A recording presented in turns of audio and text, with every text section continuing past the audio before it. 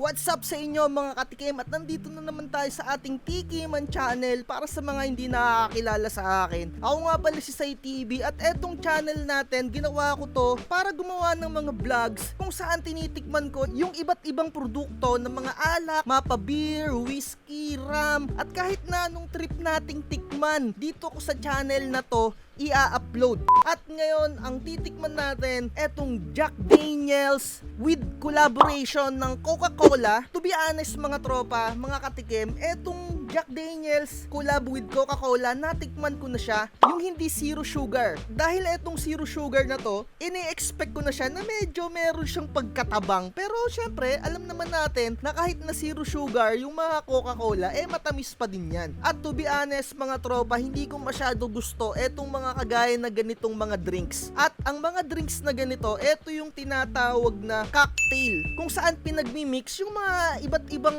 klase ng mga inumin, mapa juice or kahit ano pa man yan, basta pinagmix siyang mga ganyan, cocktail na yung pagkakatawag dyan. Sa pagkakaalam ko, correct nyo na lang ako kung mali yung mga pinagsasabi ko dito. At nabili ko to sa supermarket around less 100 kung hindi ako nagkakamali. Parang medyo mas mahal siya kumpara mo dun sa isang variant, dahil yung isang variant ay hindi nga zero yung sugar. So sino ba yung mga target netong mga ganitong inumin? Syempre walang iba kundi yung mga mabababa, yung mga alcohol tolerance na gustong matikman yung alam nyo na yung twist ng Jack Daniel's. Dahil syempre kapag in-intake mo ng direkta yung Jack Daniel's tapos napakababa ng tolerance mo, syempre medyo malalasing ka talaga. Kaya ginawa itong Coca-Cola X Jack Daniel's. And syempre sa mga ibang manginginom dyan na gusto nila na chaser yung Coke, at eto na nga pinagsama na yung Jack Daniel's tsaka Coke. Etong premium cocktail na to, medyo meron na siyang pagkatagal dito sa market. Although ngayon ko lang siya binlog kasi hindi ko talaga siya masyado trip. Pero nung nakita ko yung zero sugar, sabi ko hindi ko pa natitikman to. Kaya syempre, tinesting na natin. Sa mga hindi nakakaalam, ang Jack Daniel's ay whiskey. At talagang alam naman natin na meron siyang pagka-spice. So without further ado, tikman na natin to.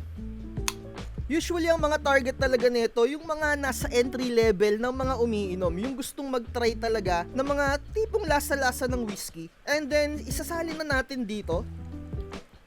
Eto mga tropa, sa tingin ko hindi ko na siya lalagyan ng yellow. Ine-expect ko talaga na medyo meron siyang pagkatabang dahil nga sa zero sugar niya. Hindi ko lang alam or hindi din naka-indicate dito kasi kung ilang percent or yung dami na nilagay na Jack Daniel's. Walang percentage. Basta nakalagay lang dito 7% yung alcohol by volume niya. Maaaring ko konti lang yung nilagay dito na Jack Daniel's, di ba? At ang pulutan pala natin, etong Leche Plan X Ube. Kumbaga collab din mga tropa yung pulutan natin. Ayan o, nakikita nyo naman sa isa nating camera. Kumbaga collab na yung iniinom natin, collab din yung ating pulutan. Testing na natin mga tropa. Hindi ko pala siya muna naamoy. To be honest, amoy mo yung pagka-whiskey. 100% dama mo or amoy mo yung pagka-whiskey niya. Pero syempre, nandun din talaga yung resemblance ng Coca-Cola. Sa 7% alcohol by volume niya, kung medyo mahina yung tolerance mo sa alak, malalasing ka sa isa pa lang na ganito. 7% napakataas na yan mga tropa, lalong lalo na sa mga mabababa yung alcohol content tolerance nila.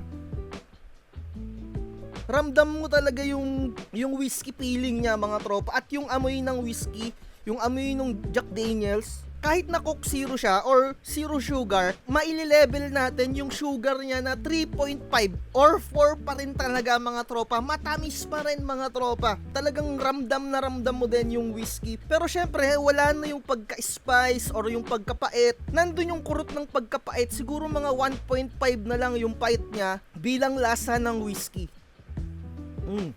Napaka-goods nito mga tropa para sa mga entry level na gustong uminom at gustong mag-chill-chill lang, yung tipong may kausap-kausap ka lang, tamang kwentuhan. Pero kung medyo mataas na yung alcohol tolerance mo, siguro sa 3 pa lang neto or 2, medyo mag-uumpisa ka pa lang, alam mo yon, yung tama ng whiskey. Makakatatlo ka neto bago ka tamaan. Sa true lang, 1, 2, medyo mararamdaman mo pa lang yung konting init ng whiskey. Yung whiskey level niya mga tropa, para sa akin, konting-konti lang Siguro mga nasa 1.5 lang yung level niya, 1.5 over 5. Ako kasi talaga sa mga whiskey, gusto ko talaga yung, alam mo yun, yung galit, yung tapang, yung mga ganon. At yung previous ko na ininom, etong Teacher's Whiskey, sa tingin ko ayun yung kulang sa kanya. Kulang siya ng tapang na, alam mo yung pagkainom mo palang ramdam mo na talaga yung heat. Doon ako nagkulang sa Teacher's Whiskey na ininom natin. Syempre, cheers mga tropa para sa mga gustong mag-relax dyan.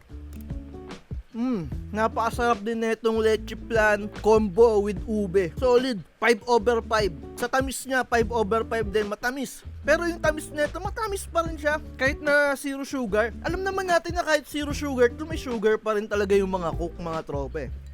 At mga tropa, ito yung tatandaan nyo palagi. Base sa mga experience ko, the more na mas matamis yung alak, the more na masakit yan sa ulo pag gising nyo. Tsaka kung dadamihan nyo ng inom ng ganito, I would highly suggest na bumili na lang kayo mismo ng Jack Daniels or bumili na lang kayo mismo ng kahit anong brand ng whiskey and bumili na lang kayo ng coke. Kayo na mismo ang mag-mix or shumat na lang kayo mismo ng whiskey tapos i-chaser ninyo yung coke, di ba? Or kung anong prepared din nyo na cola. Mas makakatipid kayo at mas mag-i-enjoy kayo. Pero yung ganito, negative siya sa akin. All in all, ang points ko dito sa Jack Daniels combination with Coca-Cola, zero sugar, 2 over 5 lang siya sa akin mga tropa. Hindi ko talaga trip yung mga ganito. Sobrang tamis niya. For the vlog lang siya. At eto, swak na swak to. Lalong-lalo na sa mga mabababa talaga yung tolerance na gustong uminom. Talagang sapulga din dito mga tropa. May mga tao kasi talaga na umiinom ng whiskey na tipong amoy pa lang yung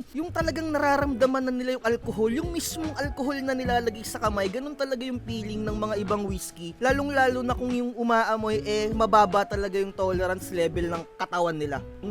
So etong isa, hindi na natin ito bubuksan. Natikman ko na yung lasa niya.